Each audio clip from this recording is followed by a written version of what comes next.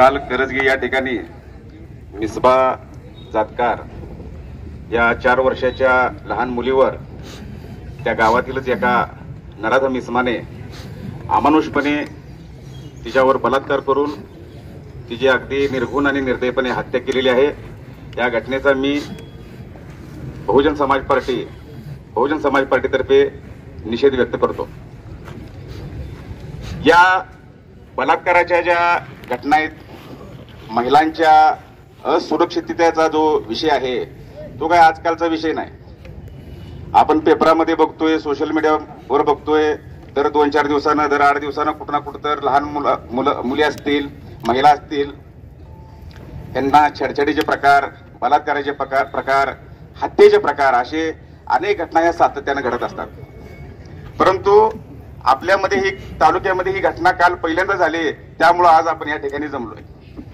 वास्तविक या अगोदर ज्या घटना घडत होत्या आपल्या आसपास किंवा समाजामध्ये ही वाईट विचार आणि जी वाईट विकृती वाढत होती ती होऊ नये म्हणून आपण काय केलो याचा बी विचार करणं गरजेचं आहे। मारणाऱ्याला तर कायद्याने शिक्षा होईलच, त्याची तर वाट लागणारच आहे, तो विषय नाही। परंतु भविष्यामध्ये असं जर झालं तर त्याला आम्ही तोडतो, मारतो, जाळतो, म्हणजे मग परत तुम्ही काय शिवायची वाट बघणार आहे का?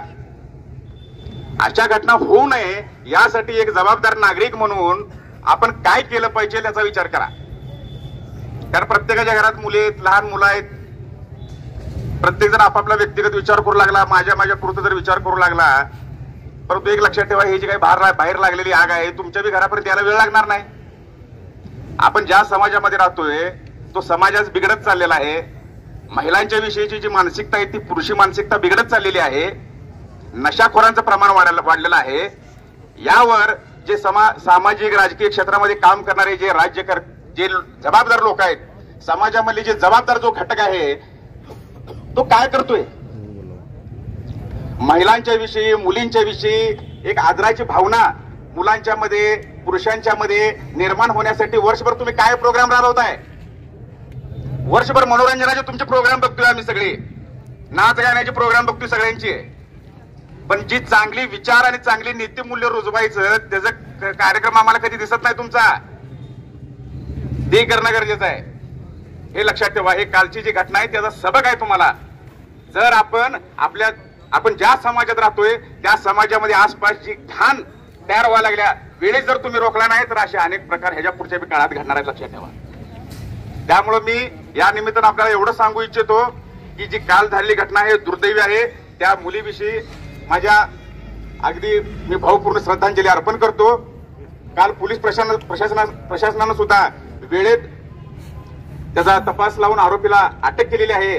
मी शासनाला विनंती करतो की हा जो प्रकार आहे तो फास्ट ट्रॅक कोर्टामध्ये चालवून लवकरात लवकर त्या मुलीला आणि त्या मुलीच्या घरच्यांना न्याय देण्याचं काम करणं गरजेचं आहे। आणि या पुढच्या काळामध्ये आपण एक जबाबदार नागरिक म्हणून समाजामध्ये जे वाईट विचार, वाईट विकृती वाढत आहे, जात धर्म न बघता एक माणूस म्हणून आपण त्या विकृतीच्या विरोधामध्ये एकत्र येऊन काम केलं पाहिजे, एवढीच अपेक्षा मी या निमित्ताने व्यक्त करतो। धन्यवाद। Press the bell icon on the video and never miss another update.